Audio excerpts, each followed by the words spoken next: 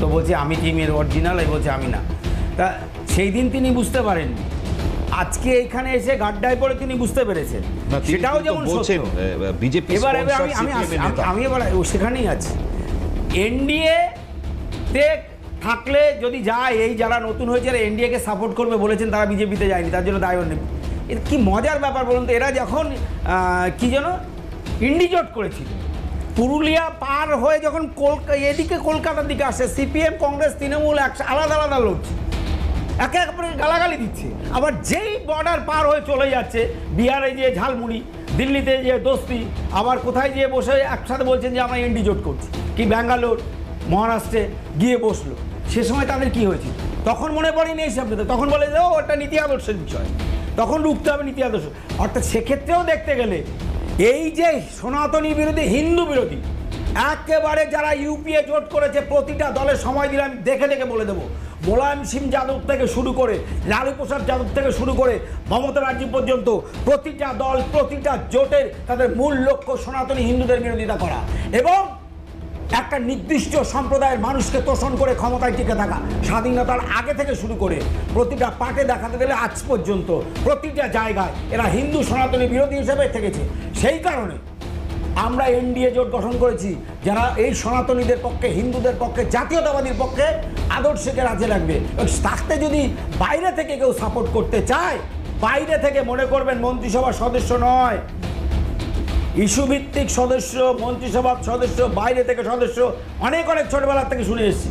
দেখিনি আমরা দেবগৌড়া থেকে শুরু করে, দেখিনি আমরা আইকে গুজরাল, দেখিনি আমরা প্রতিটা পর্যায়ে প্রধানমন্ত্রীদের দেখিনি, কারা সমর্থন করেছে, বিরোধিতা করেছে, কারা সমর্থন করে বেরিয়ে এসেছে, প্রতিটা পর্যায়ে হয়েছে। অর্থাৎ এরা যখন সমর্থনের কথা বলে তখন ওইগুলোকে ভুলে যায়, ওই আদর্শগুলো ভুলে যায়। অর্থাৎ ভুলে না গিয়ে সেইটাকে মনে করে রাখুন যে সেই দিন যেভাবে আপনারা সমর্থন করেছিলেন ওই নীতি আদর্শ জোটের কথা বলে, ঠিক আজকের দিনেও সেই প্রয়োজন পড়ছে। কারণ আগামী দিন এই ভারতবর্ষের বুকে অনেক বড় কাজ এই বিজেপির হাত দিয়ে হবে, নরেন্দ্র মোদীজি। ওকে, এক মিনিটের রিপ্লাই উত্তরটা নিয়ে নি আশফাকদার কাছে। নিশ্চয়ই এই 12 বছরে অনেক বিশাল কাজ হয়ে গেছে। হট করে তৃতীয় বিশ্বের ইকোনমি, মানে বিশ্বের তৃতীয় নম্বর ইকোনমি হলাম, আবার 6 নম্বরে নেমে গেলাম। কিন্তু আমাদের এজেন্ডা কিন্তু ইন্ডিয়ার একটাই এজেন্ডা, সেটা হচ্ছে এই বিজেপিকে যে করে হোক হারাতে হবে, এটা পরিষ্কার এজেন্ডা। কিন্তু আমি তো কখনো বলিনি I am party with difference, integral humanism, আমার রক্তে, আমার কর্মীর রক্তে যাদের হাতে লেগে আছে তাদের আমার দলে নেব না, এসব তো আমরা বলিনি। এসব বলেছে যে বিজেপি। আমি সেই বিজেপিকে প্রশ্নটা করেছিলাম যে অটল বিহারী বাজপেয়ীর আদর্শ কেন্দ্রিক যে ভাবনা, ইন্ট্রিগাল হিউম্যানিজমের যে ভাবনা, হরিপ্রসাদ ভাদুড়ির যে ভাবনা, সেই ভাবনা কি আজকের রাজনীতিতে কাজে আসছে নাকি শুধু পুরোটাই ক্ষমতা কেন্দ্রিক, এর বাইরে আর কিচ্ছু না? আমার তো এই সেম প্রশ্নটা তো পরিচিত আপনার কাছেও করতে ইচ্ছে করছে যে ক্ষমতা কেন্দ্রিক তৃণমূল কেন এতগুলো ভেঙে গেল এখন এই অভিযোগ? অবশ্যই ক্ষমতা কেন্দ্রিক বলেই তো আমাকে এই প্রশ্নটা নিতে হচ্ছে যে আমি কোন দলে আছি। তোমরা জানো, কারণ তোমরা আমাদের দলকে জানিয়েছো এবং তোমরা সেটা মমতাপন্থী দলকেই জানিয়েছো। সেটা কি মমতা বন্দ্যোপাধ্যায় জানেন না? আজকে কেন বলছেন? তোমার আর্কাইভ খুলে দেখতে পাবে, এখানে বসে বলে গেছিলাম রেজাল্টের আগে, ভোটের আগে, যে তৃণমূল কংগ্রেস হারতে চলেছে, ফিরবে না এবং যাওয়ার 6 মাসের মধ্যে দলটার অস্তিত্ব 6 মাস লাগেনি, 1 মাসের আগেই সাইনবোর্ডে পরিণত হওয়ার জন্য কে কোন সাইনবোর্ড হবে, কোথায় যাবে, তাই নিয়ে লড়াই। ওকে, আশফাকদার কাছে আসবো ঠিক এই জায়গা থেকে দাঁড়িয়ে, কারণ আমরা মানে যতই বাধা হোক 21শে জুলাই কিন্তু হবে, এটা কিন্তু বার্তা দিয়ে দিয়েছেন মমতা বন্দ্যোপাধ্যায়। তো আমি সেই জায়গাতে কুণাল বাবুর কাছে সেই টেলিফোন এসেছিল, তিনি বলছিলেন, আমি সেই বাইকটা একবার শুনিয়ে দিই, আমি তারপরে আশফাক সাহেব আপনার কাছে আসছি, বক্তব্যটা একবার শোনো।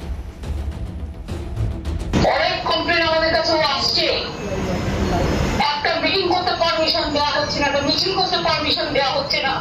আমরা ডিটেলসে আবার 21শে জুলাই আশা করি পারমিশন পাবো। আমরা প্রথম বছরের মতো বছর একটাই প্রোগ্রাম তৃণমূলের, এবং সেই প্রোগ্রাম জনের দিনে অনেক কষ্ট করে আমাদের করতে হবে, কিন্তু 5 জন কর্মী থাকলে আমাদের সেই মিটিংয়ে থাকবে পয়সা নেবে। এবং তো সেই 21শে জুলাই আর সামগ্রিক পরিস্থিতিতে দাঁড়িয়ে আপনার কি মতামত আশফাক সাহেব? দেখুন, 21শে জুলাইয়ের যে প্রোগ্রাম, এটা মূলত জাতীয় কংগ্রেসের প্রোগ্রাম তো না, জাতীয় কংগ্রেসের কর্মীদের বলিদান, তাদেরকে মারা হয়েছে, শহীদ করে দেওয়া হয়েছে।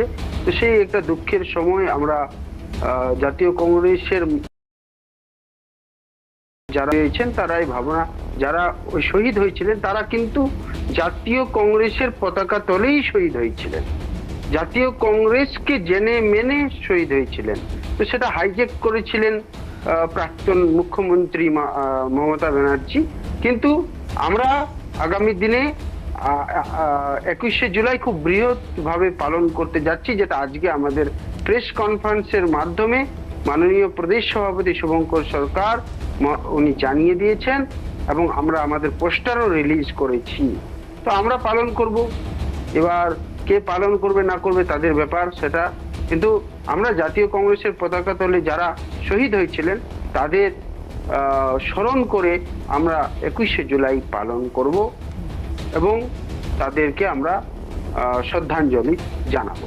আর এই যে দলের অন্দরে বলছেন অসুস্থ মাকে ছেড়ে চলে যাবেন, প্রশ্ন তুলছেন, যে প্রসঙ্গটা নিয়ে আমরা প্রথমে আলোচনা করছিলাম, তো সেই জায়গায় আপনার কি বলার কি বলছেন? দেখুন, গণতন্ত্রের সহানুভূতি গুরুত্বপূর্ণ, কিন্তু মানুষের রায়কে আবেগ দিয়ে ঢাকা যাবে না। মানুষের রায় আবেগে চলে না, কাজ করবে প্রতিফলিত হয়। তো ঠিক আছে, তৃণমূল কংগ্রেস কি ট্যাকটিস নিচ্ছেন তাদের সাংগঠনিক স্ট্রাকচারকে আবার রিকনস্ট্রাক্ট করার জন্য, সেটা আলাদা বিষয়, সেটা মমতা ব্যানার্জির ব্যক্তিগত বিষয়।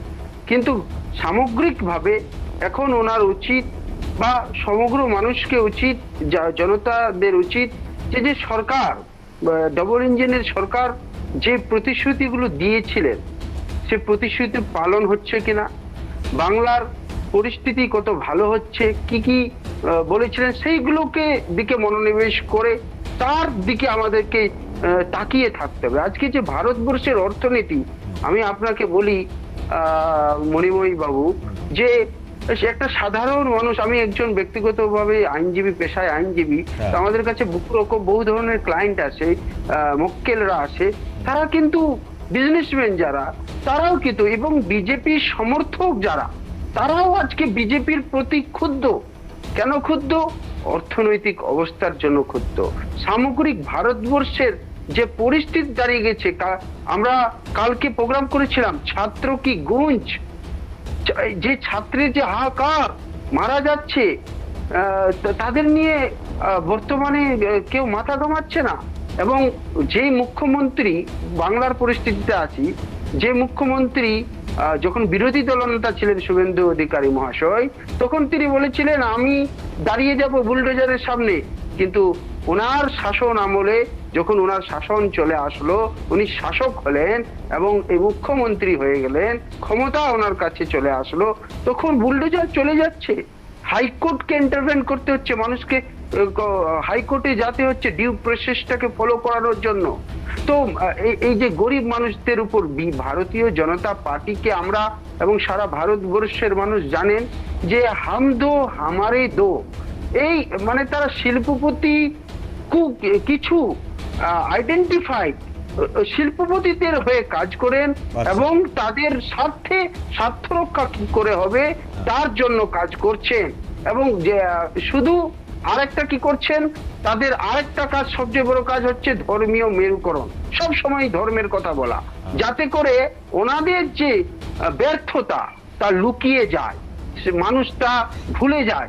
কিন্তু এটা আমি মনে করাতে চাইছি, মানুষ, জনতা কিন্তু ভুলছে না, ভুলবে না, তারা ক্ষুব্ধ, আপনাদের বিজেপির সমর্থকরাও ক্ষুব্ধ হয়ে আছে। আচ্ছা, মারাত্মক জায়গা আপনি বলছেন। ঠিক আছে আসফাক সাহেব, আমি আসবো পরবর্তীতে, আবার দীপঙ্করদা বলবেন, এই জায়গায় ডেফিনেটলি বক্তব্য থাকবে। তার আগে একটা দ্রুত বিরতি, কারণ তারাতলা তার ভুললে চলবে না।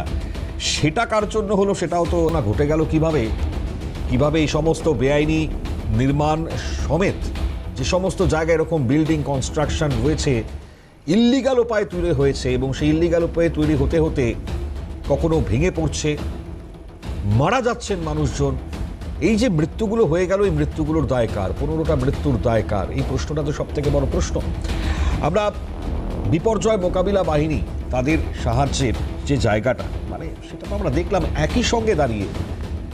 আজকে যে পার্টটা খুব ইম্পর্টেন্ট পার্ট, যে এতগুলো বছর ধরে যে নির্দিষ্ট যারা সেভিয়ার, যারা আসবেন এ ধরনের ঘটনা ঘটে গেলে পরে তাদেরকে উদ্ধার করবেন, সেই উদ্ধারকারী দলগুলোকে পশ্চিমবাংলায় কার্যত কি পঙ্গু করে রাখা হয়েছিল? না সঠিক ইকুইপমেন্টস দেওয়া হয়েছে, না সঠিক মাত্রায় তারা কাজ করতে পেরেছেন, এই জায়গাগুলো তো স্পষ্ট হয়েছে। যদিও আবহাওয়া একটা বড়সড় বাদ সাধবার জায়গা রয়েছে, কিন্তু এটা তো আমরা শুনেছি যে কি অবস্থা বা কি উপায়ের মধ্যে থাকতে হয়েছে। আমরা মুখ্যমন্ত্রী শুভেন্দু অধিকারীর বেশ কয়েকটি প্রতিক্রিয়া আজকের এই জায়গায় দাঁড়িয়ে শোনাবার চেষ্টা করি আপনাদেরকে, খুব তাৎপর্য রাখে। কি বলছেন মুখ্যমন্ত্রী? এনডিআরএফের মতো 200 জনের স্পেশাল টিম সিভিল ডিফেন্স এবং ডিজাস্টার ম্যানেজমেন্ট বানাচ্ছে। সব অগ্নিবীর ছেলেদেরই না হবে, ছেলে মেয়েদের।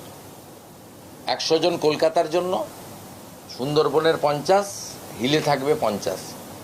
মডার্ন ইকুইপমেন্ট আছে ভারত সরকারের। এনডিআরএফ তারাতলার ইনসিডেন্টে আপনারা জানেন এখনো রেস্কিউ অপারেশন চলছে। এনডিআরএফ লিড করছে, তাকে বাকি সবাই হেল্প করছে। এবং এনডিআরএফের সঙ্গে আমি মাননীয় কমিশনারের ফোন থেকে কথাও বলেছি, তাদের ধন্যবাদও জানিয়েছি। তারা কতক্ষণের মধ্যে ক্লিয়ার করতে পারবেন সেটাও আমি জানতে চেয়েছি।